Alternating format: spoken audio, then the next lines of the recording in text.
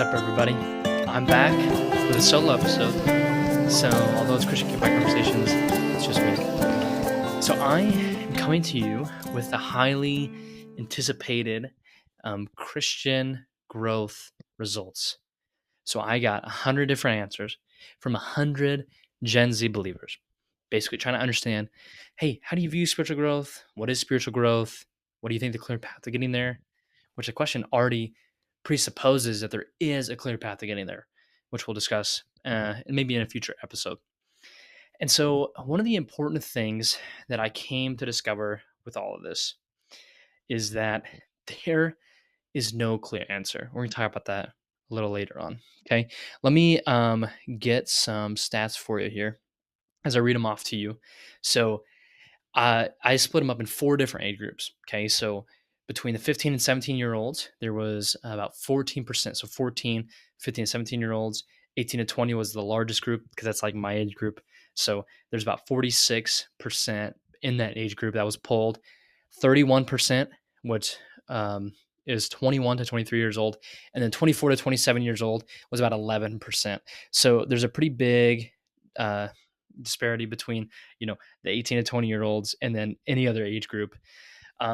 Most of the people polled came from the 18 to 23-year-old age group. And then with the male and female, there was 53 females polled and then 47 males polled. So that's some of the stats. That's kind of the gender age disparity. So if you answered, thank you so much. I know a lot of my friends answered. So I'm fine. I promised, and I'm keeping with that promise. It's months later, but hey, I'm here. So this spawned when I was first coming to college. I was meeting with my pastor named John Godis, pastor of Shawnee Bible Church, and he asked me the very same question of, "Hey, Max? What do you think spiritual growth is? How do you understand it? What do you think about it?" And I just started rambling. I started rambling on and on. I didn't know what it was. And then it kind of saved me. He gave me a real answer. He gave me a way that I could understand it. He gave me a very clear, simple definition of what it is. And so I thought, okay, well, if me, somebody going into ministry who's been in church his whole life, doesn't necessarily understand spiritual growth, how many of my brothers and sisters my age don't understand spiritual growth? So that's kind of where this spawned. That's where this spawned out of. So I asked them. I asked everybody 2 questions. I said, how do you view spiritual growth? And then what's a clear path to getting there? Now, the first question is I think is purposely vague so that I can really get a clear answer. Hey, this guy does not understand any part of what I just asked him. He doesn't understand the question. The second question is presupposing that there is a clear path to getting there.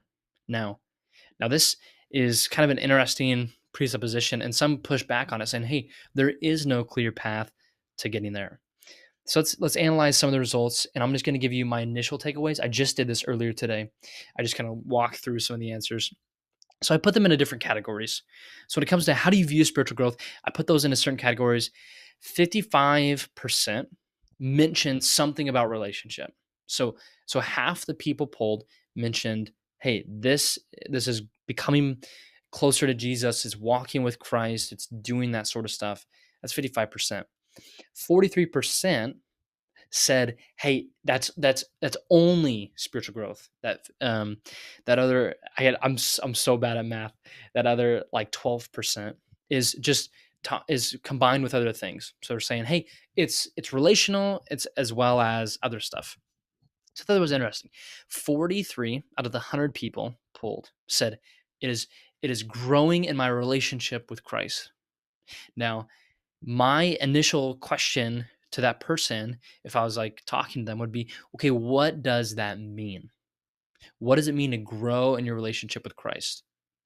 No, don't give me the how. What does that mean? So that was kind of interesting.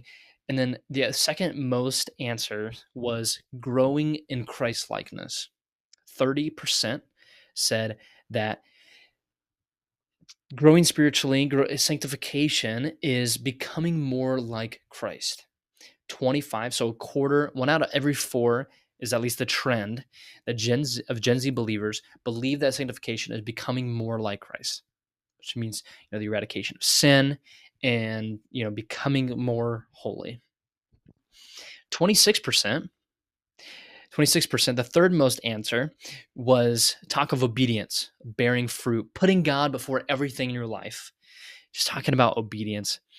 And then 15% of those people alone were talking or just mentioned obedience. They didn't mention anything about becoming like Christ. They didn't mention anything about relationally. And I think I messed up earlier.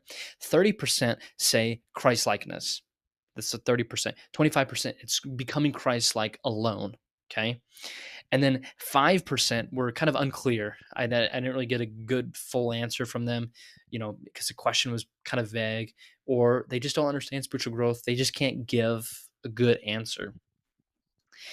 And then 5% mentioned suffering, but suffering was never alone. Suffering was always coupled with something. I just put it as, this is, kind of along the means of spiritual growth.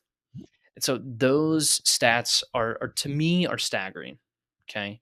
They're not like, oh my gosh, we're as the evangelical world are so off track. That's not necessarily what I'm talking about. What I mean by those are staggering is that, we don't have the same goal. Listen, Gen Z, the trend is, this is a trend. This isn't a hard, fast statistic. This is a trend, is we have different goals when it comes to spiritual growth. We have some that say, hey, I need to grow with Christ. I need to, grow in my relationship with Christ. We have some that, hey, I need to bear fruit. That's the goal of spiritual growth. That's how I view it. Then they take a verse out of context. You will know them by their fruits. So just note that. And as we go into the second category, the second question here, talking about what is the clear path to getting there. So 75% mentioned something about spiritual disciplines. Now, this includes any mention of any of the following: Bible study, prayer, fellowship, worshiping, fasting. All those are put under spiritual disciplines. 75% mentioned, hey, I got to do these spiritual disciplines in my life if I want to grow spiritually. That's a part of the clear path to getting there. 38% mentioned that alone. They said it's becoming more like Christ, and it's through spiritual disciplines. 38 out of 100 said that's how you grow. Now, others said obedience and surrender. This was the second most, of 43% said something, surrendering to God's will in my life, obeying what God has said, bearing fruit in my life. That is how I grow. That's the goal. That's how I grow, is by bearing more fruit. And then 7 had more of a relational aspect of saying, hey, look, this is getting more intimate with God, kind of that kind of language, chasing after Jesus, being with Jesus. That was about 7%. And so here's some interesting facts. Okay. In this study that I did, 9% mentioned anything about the Holy Spirit. 9%. Here's what's probably even scarier. Okay. 7%. 7%. It means 7 out of 100 Gen Z Christians that I polled said anything about discipleship and mentorship. 7%. Just totally, 33% of people, so 1 out of every 3 people, said anything about fellowship, about church, community, etc. 33% said anything about that being a means of which I grow spiritually. But if we look at the stats, 55% of Gen Z believers think, okay, the goal of spiritual growth is to grow spiritually, when only 33% of them are saying, look, fellowship is a meaningful part of sanctification. And now, if you ask them, I know they would say, well, yeah, obviously I believe going to church is important and fellowship is important. But the thing is I texted them this. There was only a couple people that I confronted them and said, hey, answer these 2 questions. The other ones had time to think, had time to process, had time to try to understand what spiritual growth was, what the answers were. And so that's a really important factor. Now, there's another element to this that I do want to bring up, in that, 5% mentioned suffering. So, we know that suffering is really a catalyst for spiritual growth. We see that in James chapter 1, Romans 5, Romans 8, and the story of Job. And so I think it's really important that we also have to bring that in too. So next week I will discuss what I think spiritual growth is, what I perceive it as, what I think the path is to getting there, and also too. So this is mainly just to process together. Say, hey, let me help. Let me help you understand where the trends of where Gen Z's at. Let me help you to understand here where I think where there's gaps, because there are gaps. But if we understand what the gaps are, maybe we could fill them. Well, thank you so much for listening to today's episode of Christian Campfire Conversations podcast.